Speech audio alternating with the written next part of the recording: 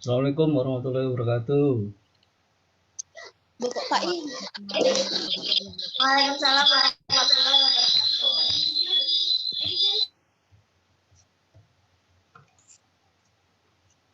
Sambil nunggu semuanya ya. Iya, Pak.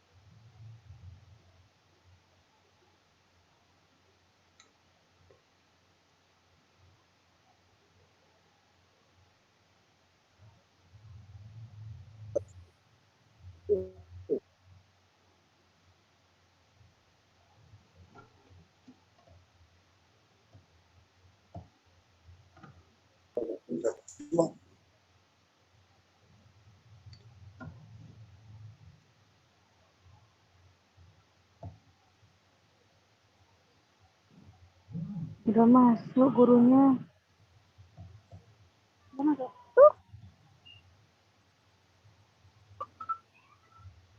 Ya ini Aida Ani.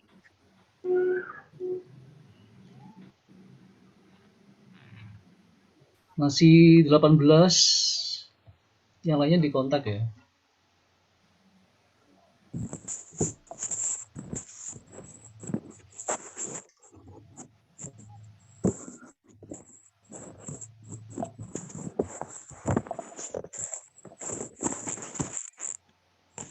Wes.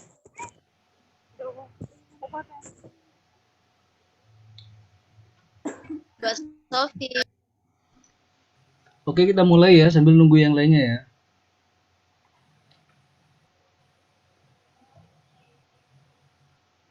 Iya, Pak. Oke, assalamualaikum warahmatullahi wabarakatuh. Waalaikumsalam warahmatullahi wabarakatuh.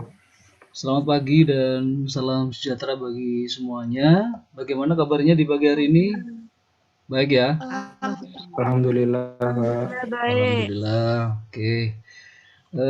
Pagi hari ini kita akan bahas di pertemuan kedua, yaitu terkait dengan ruang lingkup studi ilmu ekonomi. Aku kok di kamu ya. Ya. Tapi sebelumnya saya akan resum dulu pertemuan kita yang pertama. Pertemuan pertama kemarin kan terkait dengan konsep dasar ya, prinsip dasar ilmu ekonomi. Nah, sedikit saja saya ingin summary bahwa ilmu ekonomi itu muncul karena faktor kelangkaan. Nah, kelangkaan itu kan karena terbatasnya sumber daya baik itu manusia maupun alamnya. Nah, dari kelangkaan tersebut akhirnya ada yang namanya pilihan-pilihan. Nah, pilihan-pilihan itu yang harus diputuskan. Agar apa? Karena keinginan dan kebutuhan manusia itu kan tidak terbatas. Nah, sementara sumber daya yang ada tidak mungkin untuk memenuhi kebutuhan dan keinginan manusia yang tidak terbatas tersebut.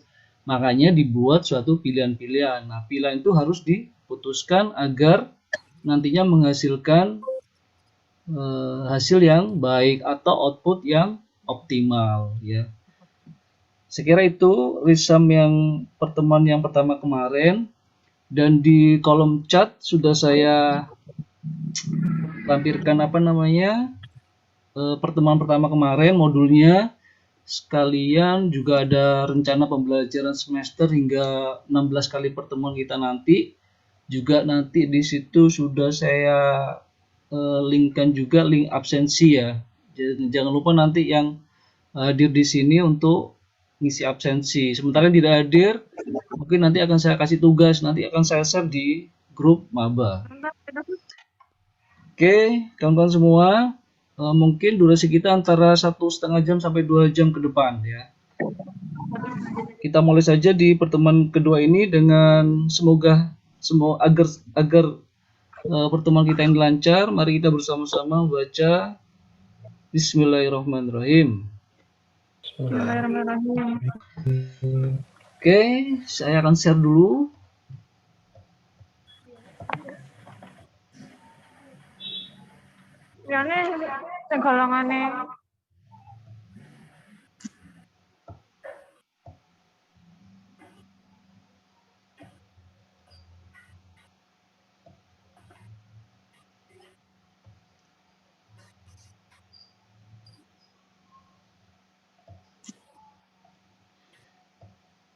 Oke ya, pertemuan kedua kita kali ini kita akan bahas tentang ruang lingkup studi ekonomi.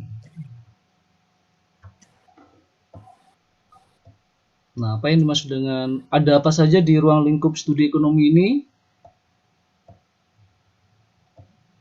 Bentar, saya juga mau ada yang bergabungan ya.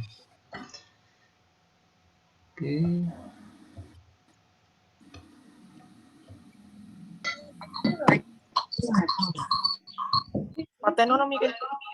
Nah, oke ya. Di bab 2 ini di 2.1 pendahuluan. Nah, perlu diketahui kawan-kawan bahwasanya perkembangan ilmu ekonomi mulai tumbuh pesat. Nah, sejak Adam Smith mulai meluncurkan atau menerbitkan buku ya yang berjudul An Inquiry into the Nature and Case of the Wealth of Nation. Intinya adalah sebuah hal dalam di masa depan bagaimana rakyat itu bisa sejahtera ya, bangsa bisa sejahtera. Nah, buku ini diterbitkan di tahun 1776 dan Adam Smith dijuluki sebagai bapak ilmu ekonomi. Nah, ini menurut Samuelson dan Nordus tahun 1992. Jadi kalau ditanya siapa bapak ilmu ekonomi dunia, Adam Smith ya pastinya. Oke, kemudian selanjutnya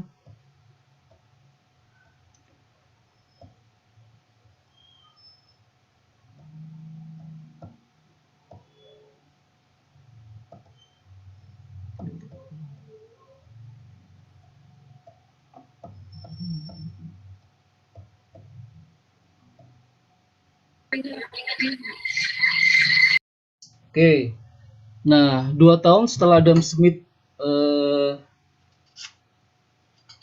menerbitkan sebuah buku, nah dunia menjadi sangat berkembang ya, khususnya di bidang perekonomian.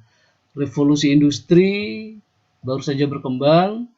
Nah, kegiatan perusahaan dan industri sudah sangat kompleks dan semakin rumit. Nah, artinya gini, setelah 2 tahun Adam Smith ngeluarin buku tersebut, nah perkembangan dunia khususnya di bidang ekonomi itu semakin lengkap dan semakin rumit ya. Rumit dalam artian kalau dulu cuma 1-2 variabel, sudah lebih dari 2 variabel. Nah, itu yang menjadi ekonomi, revolusi industri, khususnya di bidang perekonomian semakin berkembang.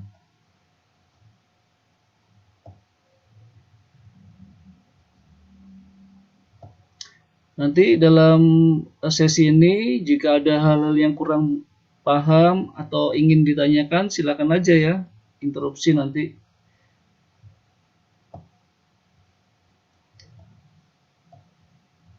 Oke, selanjutnya adalah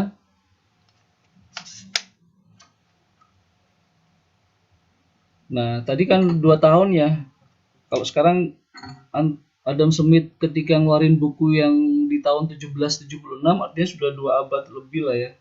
2 abad. Nah, setelah zaman Adam Smith, dunia telah menjadi sangat berkembang. Kemudian revolusi industri juga mulai serba kompleks. Kemudian corak kegiatan perekonomian antar negara juga sudah sangat berbeda, ya. Kemudian pertumbuhan di sana juga tumbuh namanya modernisasi, di mana corak kegiatan perekonomian sangat mempengaruhi pemikiran ekonomi ya, ekonomi dari masyarakat tersebut. Oke, dengan analisis dan gambaran terkait ilmu ekonomi yang semakin kompleks serta lebih lengkap itu sehingga dapat dibedakan secara garis besar dalam 2 bentuk teori. Nah, setelah 2 abad perkembangan ilmu pengetahuan, kemudian setelah Adam Smith ngeluarin buku tersebut, akhirnya ada 2 bentuk teori dalam perekonomian. Yang pertama adalah mikroekonomi dan makroekonomi. Nah, yang kita pelajari saat ini adalah tentang mikroekonomi, artinya skup ekonomi yang lebih sempit. Nanti di semester genap kita akan bahas tentang makroekonomi yang cakupannya lebih luas lagi.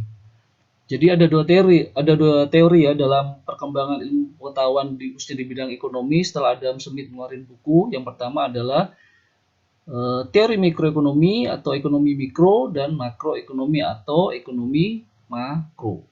Oke. Nah, apa yang dimaksud dengan mikroekonomi? Skupannya lebih kecil ya. Kalau makro mungkin sekedar gambaran saja. Nanti kita akan bahas tentang namanya pendapatan PDB ya, produk domestik bruto suatu negara, atau GNP, gross national product suatu negara. Artinya negara ini berapa sih penghasilannya gitu loh. Indonesia ini berapa sih penghasilannya? Atau kabupaten, adik-adik, kawan-kawan tinggal saat ini berapa sih penghasilannya? Nah, itu akan dibahas dalam skup yang lebih gede, yaitu yang makro.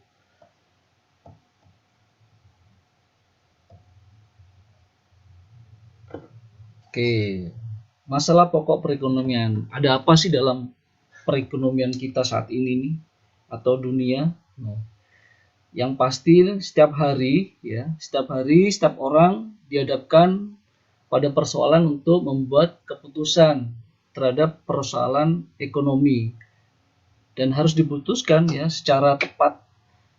Nah, itu yang dinamakan dengan keputusan ekonomi. Contoh ya, kita ini mau apa nih, contoh yang lebih simpel aja lah ya. Kita ini terkadang kan harus membagi nih finansial keuangan kita ini, apalagi kawan-kawan mahasiswa, di mana secara finansial keuangannya juga tidak banyak, harus dibagi. Mana kebutuhan untuk membeli mungkin buku ya, mana kebutuhan yang harus membeli kos atau yang lainnya. Nah, dari sekian pilihan-pilihan itu, nah kawan-kawan mahasiswa harus memutuskan mana yang lebih utama dulu, mana yang lebih urgent, atau pentingan beli buku atau jajan. Nah, teman-teman saat ini juga harus berpikir, kira-kira kalau yang urgent A, maka harus diprioritaskan agar apa? Keputusan nanti tidak salah.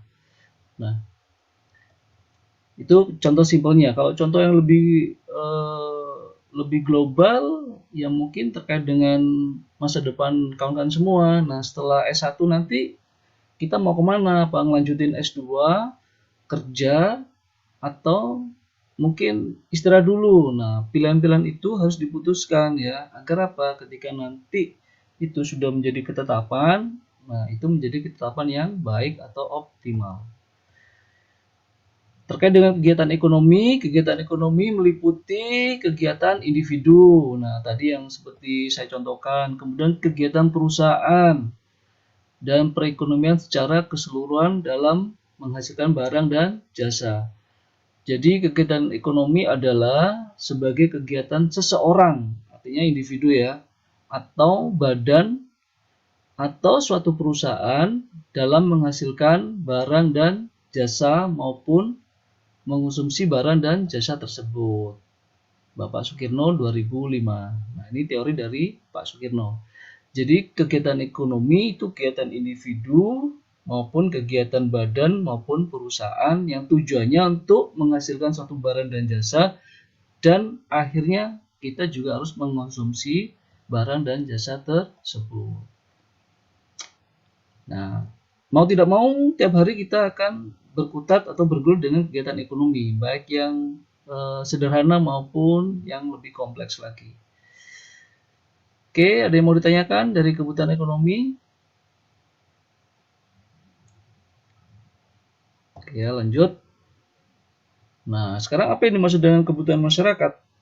Nah, kebutuhan masyarakat adalah keinginan masyarakat untuk mendapatkan barang dan jasa. Seperti di bab pertama tadi, bahwa keinginan kebutuhan masyarakat itu sangat tidak terbatas. Nah, dengan sumber daya yang terbatas, tidak mungkin kebutuhan atau keinginan masyarakat atau keinginan kita ini harus dipenuhi oleh sumber yang terbatas pula. Untuk itu harus ada namanya pilihan-pilihan. Nah, kebutuhan masyarakat adalah keinginan masyarakat untuk mendapatkan barang dan jasa. Ya. Kebutuhan barang dan jasa harus diikuti dengan kemampuan membeli terhadap barang tersebut. Keinginan yang diikuti oleh daya beli disebut permintaan efektif. Artinya gini, kalau kita ingin beli suatu barang sementara secara finansial kita tidak mampu, ya bisa dikatakan itu permintaan yang tidak efektif. Jadi keinginan, kebutuhan yang diinginkan baik individu atau masyarakat itu harus disertai dengan kemampuan daya beli. Contoh sekarang ya, dengan kondisi perekonomian lagi sekarang turun, kemudian diikuti dengan daya beli masyarakat yang turun pula, tidak mungkin keinginan kita atau masyarakat yang begitu luas, yang tidak terbatas, ya, tanpa dibarengi dengan kemampuan finansial yang ada. Berarti yang harus dilakukan adalah ya kita harus menunda atau melakukan saving dulu ya. Kita tunda dulu, kita lihat dulu kalau memang secara ekonomi daya beli kita sudah mulai bagus, nah baru itu bisa dijalankan. Artinya efektif tidak efektif tergantung dari kemampuan daya beli kita terhadap barang atau jasa yang kita inginkan. Nah, itu yang dimaksud dengan kebutuhan masyarakat ya.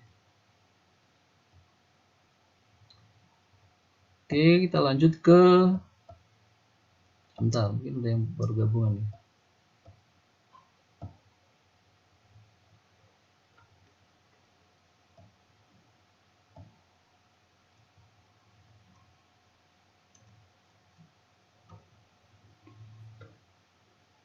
Oke, tadi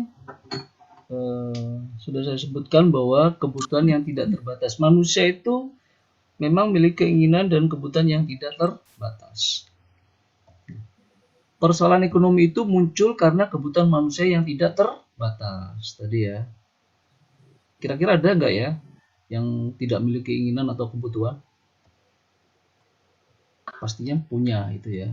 Nah, terkadang kebutuhan keinginan itu melebihi ekspektasi yang kita miliki ya.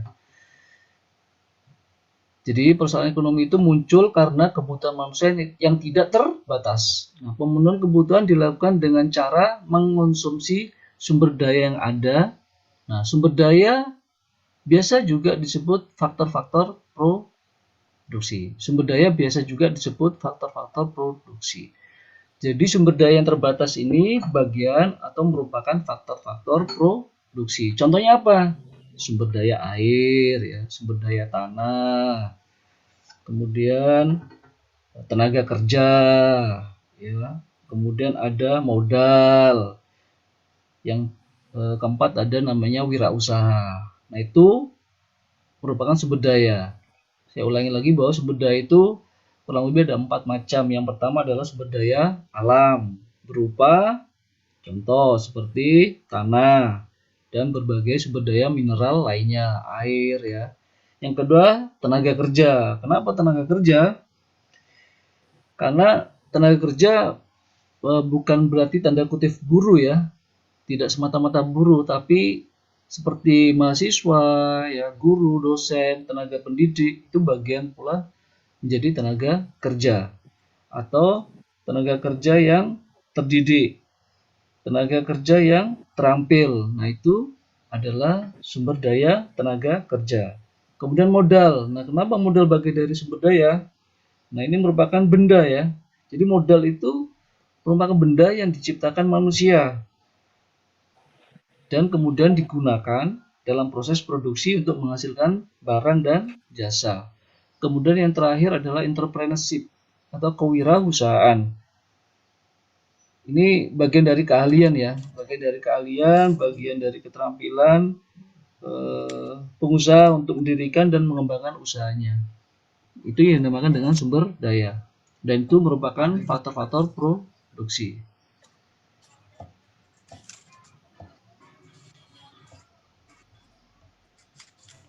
Oke. Ada yang mau ditanyakan? Kira-kira? Oke ya, dari kebutuhan yang tidak terbatas, kita bergeser ke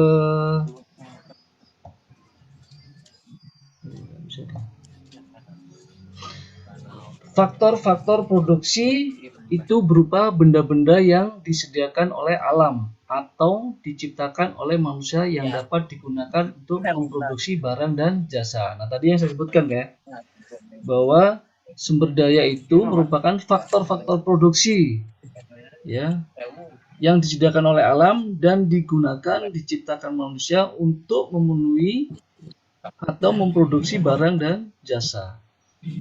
Nah, sumber dayanya apa saja? Nah, tadi saya sebutkan ada 4 jenis. Sumber daya alam, ya, tenaga kerja, kemudian modal, dan yang terakhir adalah entrepreneurship. Nah, harapannya nanti kawan-kawan ya ketika nanti 3-4 tahun lulus ya, artinya tidak mesti harus bekerja ikut suatu perusahaan ya. Tapi di sini ada namanya entrepreneurship, kewirausahaan. Bagaimana Anda semua ini ya dicetak atau dibentuk tidak hanya menjadi seorang tenaga kerja, tapi bagaimana menjadi seorang pengusaha. Nah, itu bagian dari sumber daya. Sehingga nanti ya minimal mengurangi angka pengangguran. Itu jika skupnya lebih ke makro ya, lebih luas lagi. Oke, dari sini paham ya. Jadi sumber daya itu merupakan bagian dari faktor-faktor produksi. Nah, sumber daya sendiri itu ada 4.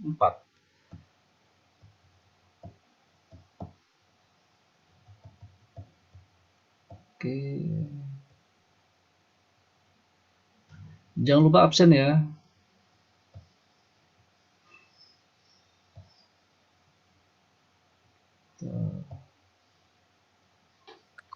Oke, kita bergeser lagi ke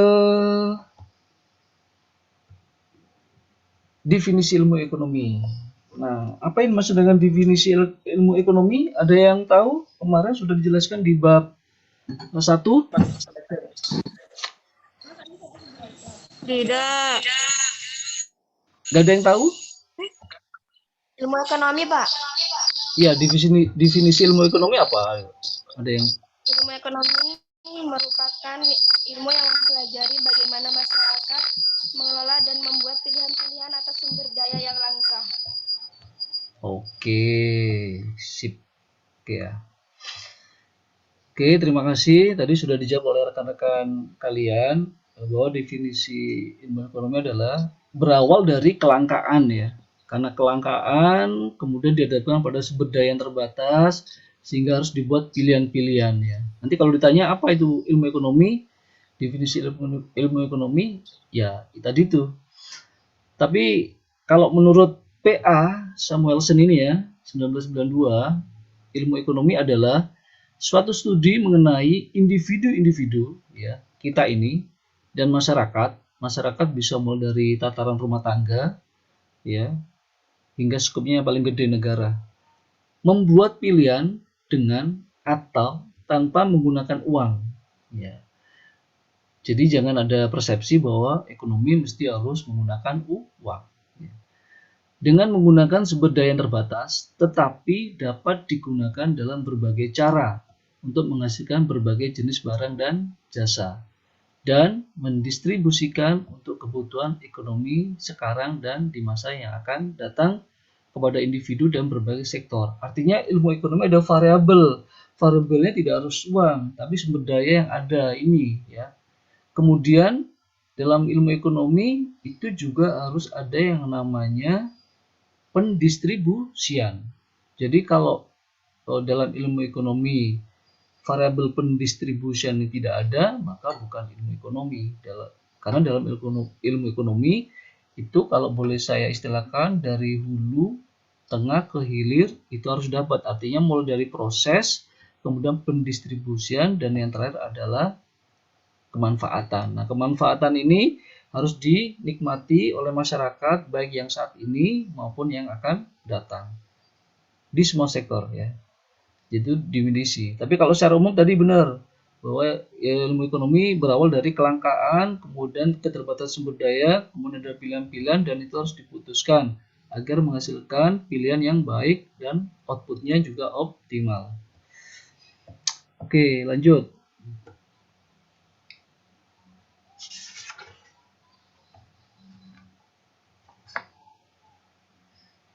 Nah, dalam menggunakan sumber daya, tadi kalau berbicara sumber daya, dalam menggunakan sumber daya, masyarakat itu berusaha memaksimalkan kepuasan, maksimumkan kepuasan dan kemakmuran. Nah, oleh karena itu, masyarakat dan individu harus merasionalisasikan pilihannya ya, serta mempertimbangkan dengan matang. Artinya, kalau ada dua variabel atau dua variabel pilihan yang harus dipilih, maka masyarakat atau kita harus memilih yang rasional. Rasional artinya ya dari sisi bobot finansial mungkin bisa diminimalkan. Artinya dalam jangka pendek itu bisa dijalankan. Jangan memilih hal-hal yang tidak rasional. Ya, pilihan-pilihan itu harus ditentukan secara rasional. Agar apa? Output atau hasil yang didapatkan itu bisa optimal. Jangan sampai justru membuat kita malah menjadi susah ya, atau terbebani oleh pilihan yang salah tadi ya. Itu yang harus dilakukan oleh individu atau masyarakat dalam bidang ekonomi ya. Oke, lanjut ke jenis-jenis ilmu ekonomi. Nah, ada berapa jenis sih dalam ilmu ekonomi? Nah, analisis atau pengamat ekonomi itu membedakan atau ekonomi dibedakan dalam 3 sektor. Yang pertama adalah analisis deskriptif ya. Adalah analis ekonomi yang menggambarkan sesungguhnya, menggambarkan keadaan sesungguhnya. Contoh keadaan petani kopi di Aceh Tengah atau keadaan petani cengkeh mungkin di Maluku ya. Itu analisis deskriptif, gambaran sesungguhnya dari seorang atau komunitas petani. Ya. Ada apa di petani kopi di Aceh Tengah? Mungkin karena cita rasa atau mungkin kemanfaatan ya. Hasil kopi di Aceh Tengah itu unggul ya. Kemudian analisis ekonomi membedakan jenis ilmu ekonomi. Yang kedua adalah teori ekonomi ya. Teori ekonomi yaitu pandangan-pandangan ya, yang menjelaskan sifat hubungan yang wujudnya dalam kegiatan ekonomi dan ramalan yang akan terjadi jika salah satu kondisi dalam perekonomian mengalami perubahan. teori ekonomi itu ada namanya pandangan-pandangan, juga di situ ada ramalan ya. Jadi kalau seandainya nanti ya di semester 7 atau di semester 8 ketika mau skripsi Anda ditanya teori ya, teori tidak hanya teori ekonomi tapi teori secara umum, maka dalam menghasilkan teori maka yang pertama harus ada yaitu pandangan-pandangan, kemudian berupa ramalan, kejadian ya. Apa yang dilakukan jika ada perubahan atau kejadian yang berbeda. Itu namanya teori ya. Kemudian yang ketiga adalah analisisnya adalah ekonomi terapan. Nah, ini sering disebut kebijakan ekonomi, yaitu cabang ilmu ekonomi yang menelaah tentang kebijakan ekonomi yang harus dilaksanakan untuk mengatasi persoalan di sebuah negara. Kebijakan ekonomi, contoh kebijakan ekonomi yang saat ini lagi kejar-kejarnya dilakukan dalam mengatasi pandemi COVID, yaitu memberikan kebijakan kelonggaran dalam pembayaran kredit. Ya, kalau dulu sebelum masih normal mungkin tiap bulan harus bayar kredit. Nah, karena kondisi daya beli, daya konsumsi masyarakat juga semakin rendah, maka pemerintah mengeluarkan kebijakan pelonggaran pembayaran kredit, salah satu contoh ini ya. Kebijakan dalam hal pemberian bantuan tunai langsung, bantuan sosial tunai, atau pemberian berupa bantuan banpres ya kepada usaha mikro, kecil dan menengah. Nah, itu bagian dari kebijakan ekonomi dalam rangka untuk mengatasi persoalan yang terjadi di suatu negara. Ya. Oke, ada yang mau ditanyakan dari sini, kawan-kawan? Nah, masih ada lagi mungkin.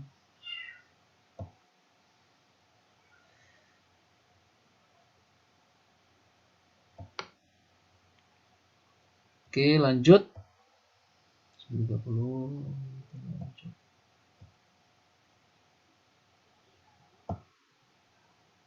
Oke, langsung ke sifat teori ekonomi. Ternyata teori ekonomi itu memiliki sifat. Ya. Setiap teori memiliki 4 unsur termasuk teori ekonomi. Artinya tidak hanya teori ekonomi, teori-teori di bidang ilmu sosial lainnya juga ada 4 unsur. Yang pertama adalah definisi-definisi yang menjelaskan variabel-variabel yang sifat hubungannya diterangkan dalam teori tersebut. Bisa saja searah atau tidak searah. Ya. Jadi teori tidak mesti harus searah ya. Ya, diterangkan dalam teori tersebut tidak mesti harus searah, bisa jadi tidak searah ya antara fakta yang ada ya. Kemudian harus ada unsur asumsi-asumsi atau pemisalan-pemisalan. Nah, itu harus ada dalam diterangkan dalam keadaan yang terjadi saat ini ya. Kemudian ada hipotesis ya, hipotesis atau dugaan mengenai sifat hubungan di antara variabel yang dibicarakan. Contoh, variabel A ada hubungannya nggak dengan variabel B? Atau variabel A ada hubungannya nggak tidak dengan variabel C? Jadi harus ada keterkaitan hubungan antar variabel ya. Kalau tidak ada, itu bukan bagian dari sifat teori ya. Kemudian beberapa ramalan terhadap keadaan yang akan terjadi di masa yang datang. Nah, sifat teori atau sifat teori ekonomi khususnya itu harus ada ramalan. Kenapa kita membuat teori? Harapannya kita bisa memprediksikan kondisi 1 bulan, 2 bulan ke depan, 1 tahun, 2 tahun ke depan, kira-kira apa yang terjadi. Ya. Contoh kemarin di awal 2020 bulan Maret kita diprediksikan akan mengalami resesi ekonomi. Ya, kita akan mengalami daya beli masyarakat turun hampir 2,5 hingga 3%. Nah, dari kondisi tersebut, apa yang harus dilakukan oleh pemerintah? Hanya pemerintah memberikan kebijakan, sebuah aturan yang diprediksi di tahun 2021 resesi tersebut akan teratasi. Contoh seperti itu ya. Oke, lanjut.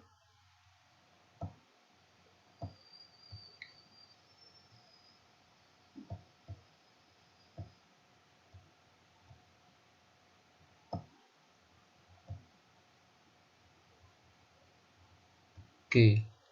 Nah, dalam teori ya, dalam teori seringkali menjelaskan bagaimana suatu faktor mempengaruhi faktor lainnya. Yang tadi saya sebutkan variabel satu dengan variabel lainnya. Contoh, ini teori harga dalam hukum permintaan ya. Nah, ada apa dalam teori harga? Mungkin ada bisa bantu? Kenapa teori harga? Mungkin bisa ada yang bantu jelaskan kenapa teori harga bagian dari teori yang seringkali menjelaskan bagaimana suatu faktor mempengaruhi faktor lainnya. Ada yang bisa bantu? Mungkin sering belanja kan ya, sering belanja ke pasar. Artinya ketika hari ini harganya ternyata 5.000, besok ternyata 10.000. Kira-kira ada perubahan tidak dalam permintaan masyarakat atau permintaan dari konsumen? Kalau di hari pertama 5.000, kemudian di hari besok ternyata berubah lagi 6.000. Ada perubahan tidak? Kawan-kawan? Ada ya. Nah, ada pasti ya. Nah, artinya jika harga berubah, maka permintaan barang dan jasa juga akan berubah. Kalau di hari pertama mungkin kita mau beli kentang yang harganya 5.000, mungkin bisa 1 kilo umpamanya. Tapi berhubung di hari kedua harganya 6.000, akhirnya permintaan konsumen tidak 1 kilo lagi, tapi setengah kilo. Itu ya. Itu contoh.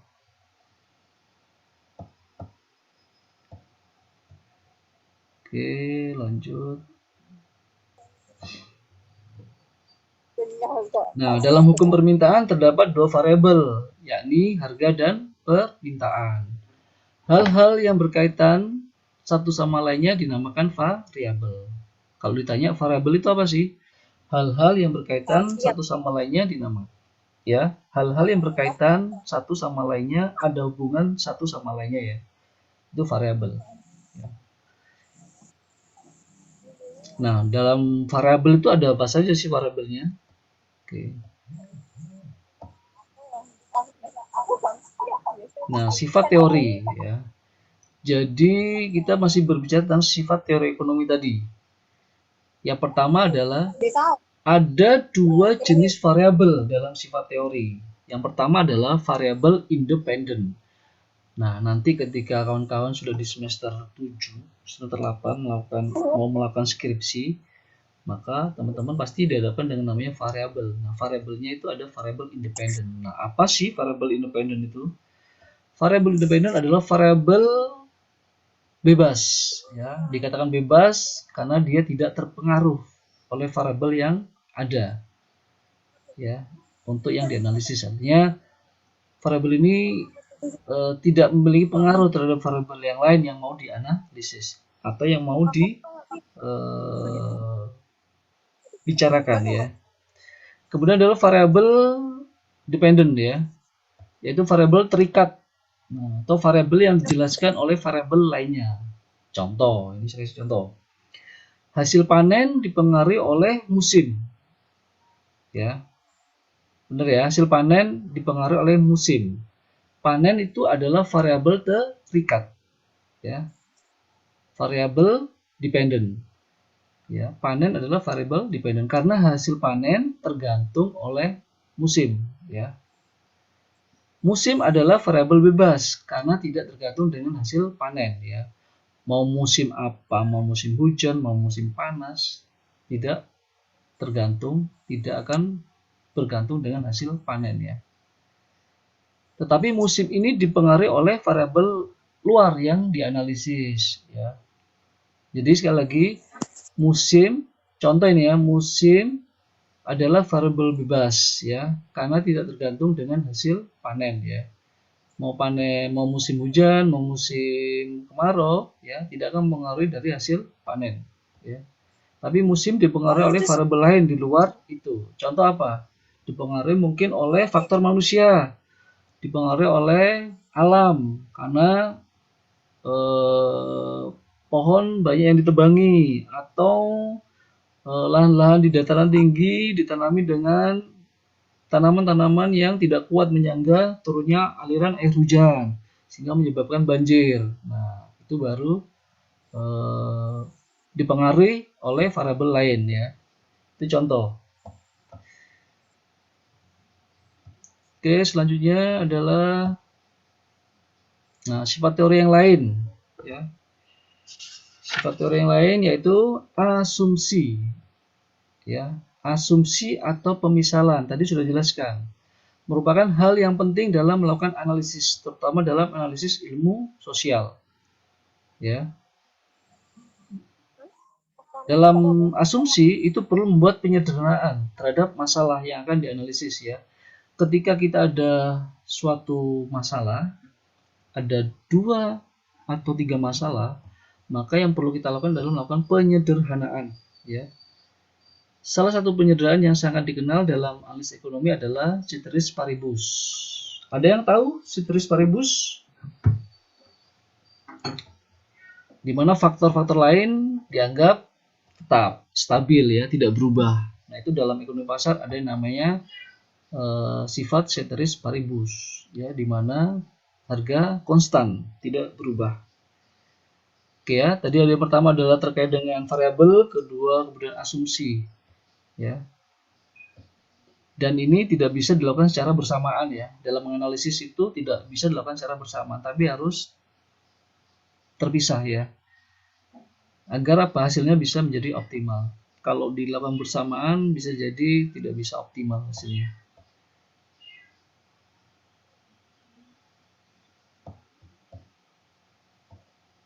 Oke, lanjut. Oke, ke alat analisis dalam ekonomi. Ya, ini nanti ketika nanti bab 3 mungkin kita akan belajar lebih ke arah yang sifatnya teknis ya. Dalam ekonomi ada namanya alat ekonomi. Nah, alat ekonomi itu apa saja sih? Yang pertama adalah grafik dan kurva. Ada yang tahu grafik dan kurva? Udah ya. Kemudian selain grafik ada namanya alatnya itu adalah matematika. Matematika juga digunakan sebagai alat analisis ya. Yang pertama adalah grafik dan kurva. Oke. Oke, kita lanjut ya. Nah, oke. Dalam grafik ada 2 sumbu. Pasti ini sudah tahu ini. Sumbu tegak itu biasanya dengan sumbu apa ya? Namanya sumbu apa sumbu tegak itu, kawan-kawan? Ada yang bisa bantu jawab? Sumbu tegak? Biasanya gini, bikin gini sumbu tegak itu ya. Sumbu vertikal itu biasanya dengan sumbu apa itu ya? Hurufnya huruf apa ya sumbu vertikal itu? Datar. Nah, sumbu yang vertikal, ayo. Dulu kalau mau bikin kurva atau grafik, ada namanya sumbu vertikal dan sumbu horizontal. Sumbu vertikal, sumbu apa? Kalau di huruf, diwakili dengan huruf apa ya? Diwakili dengan huruf Y. Y. Oke. Kalau sumbu datar, diwakili dengan huruf. Kalau sumbu tegak, diwakili dengan huruf Y. Sumbu Y ya, sumbu tegak sumbu Y, kalau sumbu datar sumbu X. Ya. Oke, tiap sumbu menjelaskan nilai suatu variabel. Nah, pada titik 0 itu di antara sumbu X, sumbu Y. Nah, kalau pada titik 0 variabelnya adalah 0. Tapi kalau semakin jauh dari 0, maka nilai variabelnya semakin besar. Ya, kita harus tahu dulu nih sebelum kita nanti mempelajari tentang grafik atau kurva ya. Oke, dipahami sumbu tegak. Nah, oke, ini ya. Oke ya. Anggap ini contoh nih, sumbunya sumbu vertikal, berarti sumbu diwakili dengan huruf Y. Kemudian sumbu X, sumbu horizontal, diwakili dengan huruf X. Nah, kemudian ada variabel 2, ada variabel 1. Contoh ya. Oke, kita kasih contoh lagi. ini contoh namanya kurva permintaan. Ada yang tahu apa P1 ini? Teman-teman? P1 apa? Bahasa Inggris? Price. Price. Oke, price pertama, price kedua, yang Q apa namanya? Quantity. Quantity, jumlah. D apa namanya? Ayo, D apa namanya? Demand. Demand, permintaan. Oke. Dari dua sumbu ini, kalau kita ketahui sumbu yang tegak, vertikal, itu adalah harga, price. Kemudian yang horizontal, yang bawah, itu adalah jumlah. Nah, kita simulasikan dalam berupa bentuk beras. Beras dalam kilogram. Tadi dari sebelum materi modul sebelumnya ada sifat teori, bahwa sifat teori tidak mesti harus arah atau sama. Contoh ini ya. Ini contoh. Price 2. Kenapa ya garisnya? Kenapa sama dengan Q2? Kenapa hubungannya dengan Q2? Mungkin ada yang bisa jelasin? Maksudnya apa nih? P2 ada hubungannya dengan Q2. Ada yang bisa bantu? Artinya semakin rendah harga barang, harga beras, maka permintaan jumlah beras itu semakin kecil atau semakin banyak? Kecil. Ulangi lagi, semakin rendah harga beras, permintaan konsumen terhadap beras itu semakin banyak atau semakin sedikit? Semakin banyak. Banyak. Makin banyak atau dikit? Semakin banyak karena harga berasnya lebih murah. Oke, jadi kalau kita beli barang sama mereknya A, tapi harganya di toko satunya lebih murah, maka kita beli toko yang lebih murah kan? Sehingga apa? Otomatis toko yang lebih murah tadi itu konsumennya pasti akan banyak kan gitu. Tapi kualitasnya sama. Tapi kita bandingkan nih, kalau harganya semakin tinggi, permintaan akan beras tersebut semakin rendah atau semakin tinggi? Semakin kecil atau semakin rendah? Oke ya, kita lihat ya. Nah, P1 pasti hubungannya ke Q1. Nah, bagaimana dengan hubungannya dengan demand, permintaan? Nah, kita lihat nih. Permintaannya kita lihat nih. Tuh, lihat kan? Permintaan kalau harganya semakin tinggi, maka permintaannya juga semakin kecil. Tapi ketika harga semakin rendah, maka permintaannya semakin lebar, besar. Artinya titik variabelnya yang dari 0 tadi itu menjauh semakin besar ya. Bisa jadi, dan grafik demand pun tidak mesti harus seperti ini ya. Tidak harus mesti seperti ini, bisa jadi seperti ini. Agak sedikit tegak tapi miring, atau seperti ini ya. Tapi tidak lurus, miring ya. Artinya apa? Antara permintaan ya dengan jumlah itu mesti tidak searah ya. Kalau searah tidak mungkin ya. Atau mungkin gini, apakah mungkin bahwa harga semakin tinggi, permintaan juga semakin tinggi? Tidak. Tidak kan ya? Harga semakin tinggi, permintaannya semakin tinggi. Rendah. Tidak kan? Semakin Tidak akan terjadi rendah. seperti itu. Artinya tidak searah. Artinya kalau harga beras itu tinggi, kemungkinan permintaannya juga tidak akan tinggi. Ya, itu prinsip dari permintaan. Ya. Tapi yang terjadi adalah ketika harga itu tinggi, maka permintaannya akan rendah atau kecil. Ya. Ketika kita beli barang di pasar, kita bisa lihat nih antara lapak 1 dengan lapak 2. Kita mau beli barang yang sama. Kemudian kita tanya di lapak 1, ternyata harganya ada selisih lebih murah 1.000 di lapak 2, maka pasti kita akan beli ke lapak yang 2. Ya, karena apa? Ya, terkait dengan efisiensi keuangan ya. Nah, ini contoh ya. Contoh dari kurva permintaan Dan insya Allah nanti kita akan bahas di bab ketiga. Sekarang sudah jam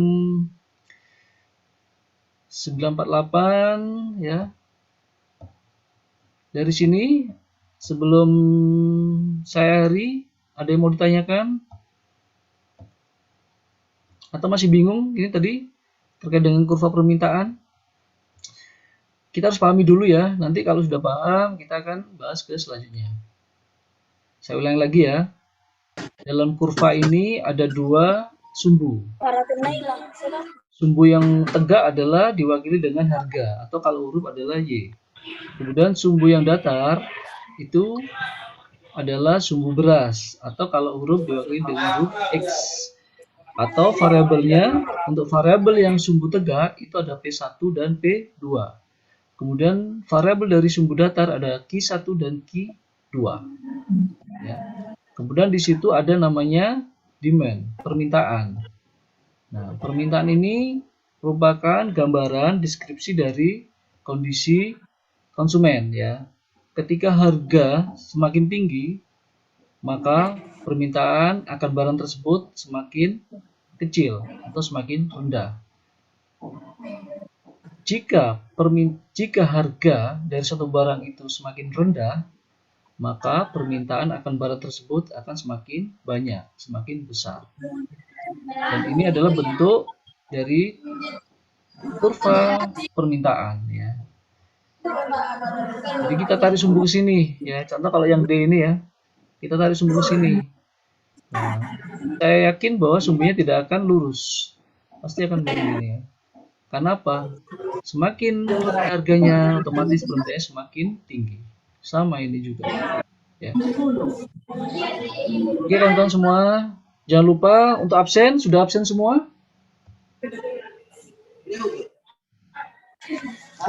Sudah absen ya? Linknya belum dikirim, Pak. Belum, Pak. Itu di kolom chat coba dilihat ya. Di kolom chat sudah saya lampirkan.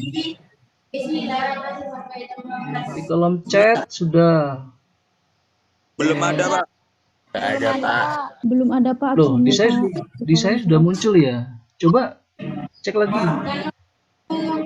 Saya kirim lagi ya. Oke, saya kirim lagi nih, sebentar. Saya kirim lagi. Modulnya juga saya kirim yang kedua.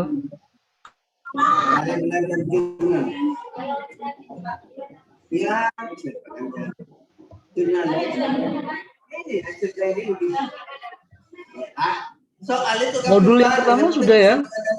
Sudah ada ya modul yang pertama ya?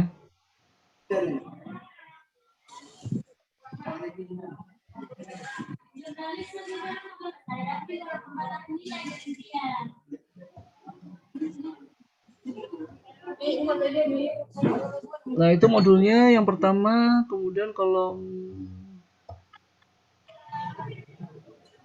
untuk absensinya, bentar.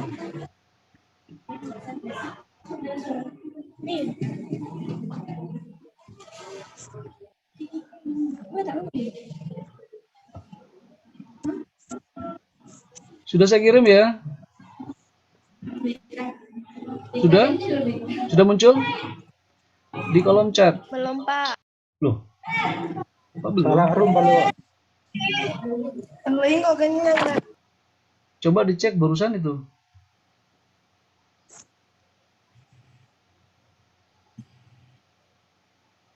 Belum ada, Pak.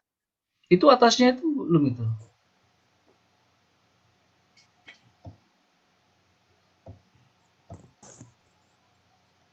Tidak ada, Pak.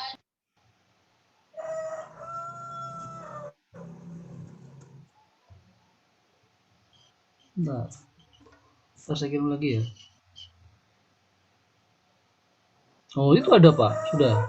Ada ya. Itu kuratul itu. Coba dicek lagi.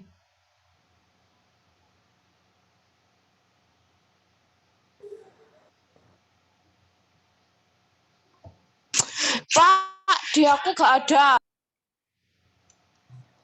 Yakin ya? Nggak ada ya? Gak ada, Pak.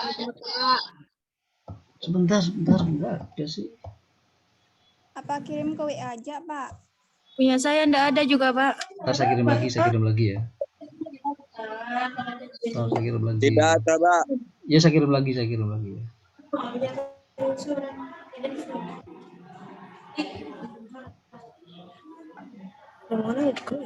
Nah itu siapa?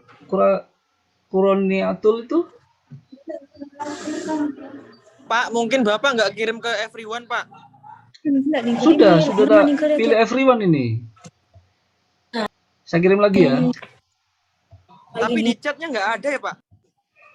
Kena terus. Tapi muncul itu. Ntar saya kirim lagi coba. Kirim lagi. Bisa boleh kamu nempian. Karena dia jadi pian. Saya kirim lagi.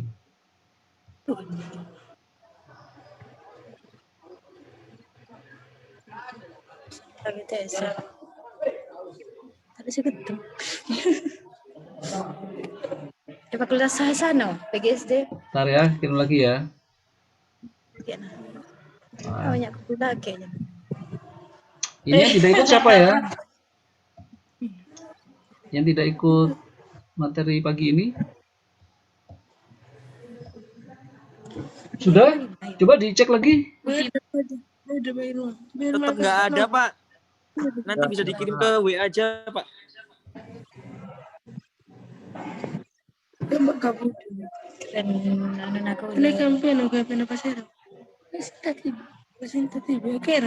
Nggak ada, Pak. Nah, ini ada yang siapa ini? Bisa nih siapa? Mungkin itu kekirimnya ke dia saja, Pak. Nggak ke everyone. Saya ke everyone in meeting kan ya? Tapi kok di Everyone. chatnya nggak ada ya, Pak? Ya ada, Pak. Kan di sini udah no one, host and co-host, everyone and anyone directly. Jadi everyone kan? Coba chat saya bisa dibaca nggak?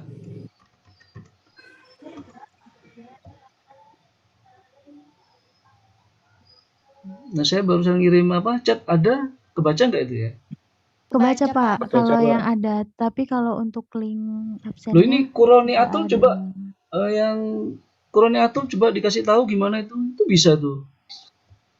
Mungkin Kolonel Atul bisa kirim ke chatnya aja. Nah, ya coba. Coba Kuroni Atul tolong dong. Iya, Pak. Chat. Berarti yang bisa cuma Kuroni Atul aja nih yang absen ya. Coba Kuroni Atul. Masuk di dokumen saya, Pak. Oh iya, coba dikirim ke chat ya.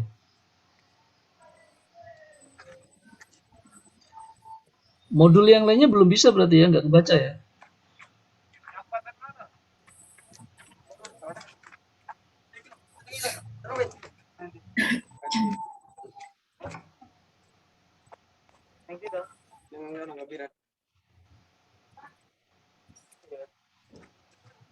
Sudah Kuroni Atul sudah.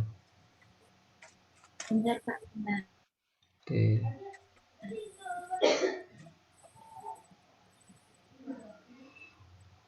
Sambil nunggu listnya, mungkin ada yang mau ditanyakan atau mau sharing-sharing.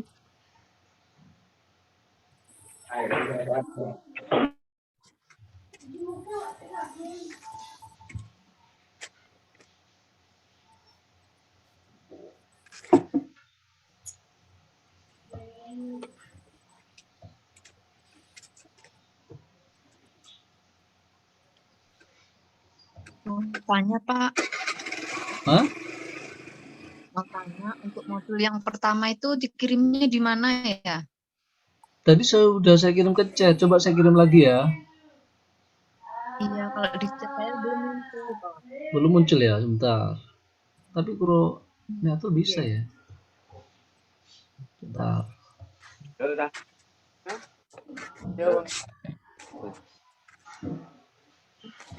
Iya.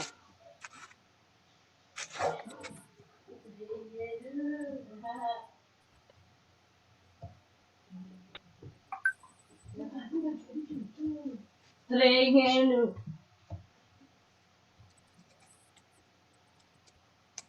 itu saya kirim, tapi harus di-download tuh. Bentar, masih jalan tuh. Chat ya, Pak? Iya, ke chat.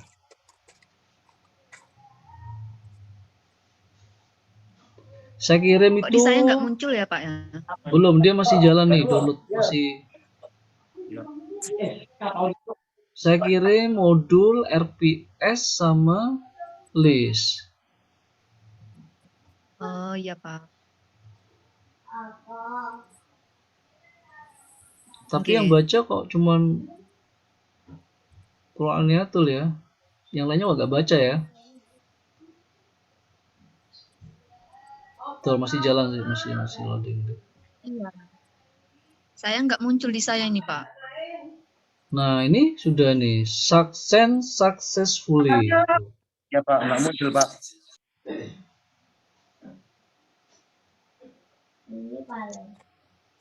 Taruh oke, sebentar. Apanya ya?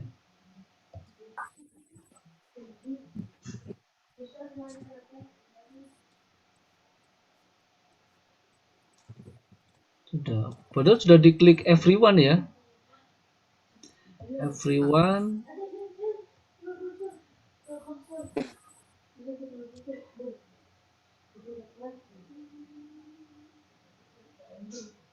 Kalau senyum saya kebaca nggak senyum saya nih, senyum?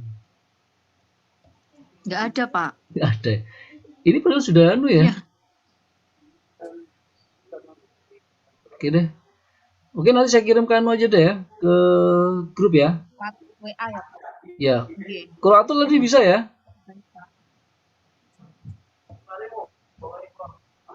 Berarti semua nggak bisa ini ya? Iya Pak, nggak Nggak bisa bisa semua masih Pak. Pak. Oke. Oke deh. Oke, nanti saya kirim ke grup ya. Untuk yang Baik, Pak.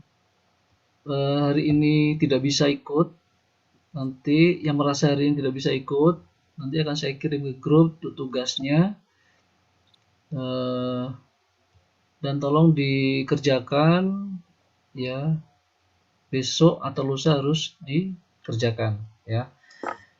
Sekali lagi bagi yang tidak ikut hari ini akan saya kirim tugas di grup, nanti besok atau lusa harus dikerjakan. Sebelum saya akhiri, ada yang mau ditanyakan kawan-kawan?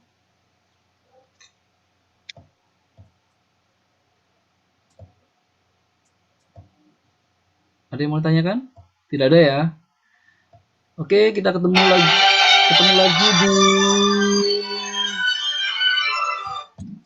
lagi di minggu depan ya, di bab ketiga.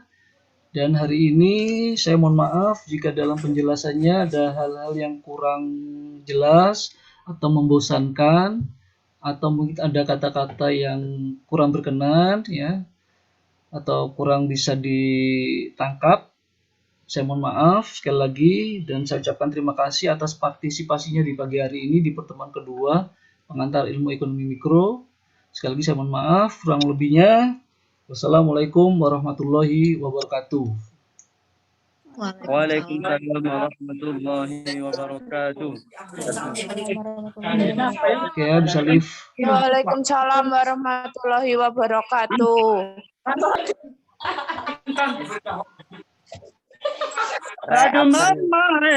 Absennya kirim di grup WA. Bentak.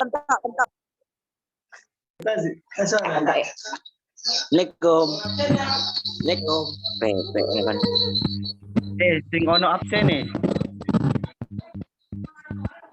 Opo iki opo? Wis mangan karene.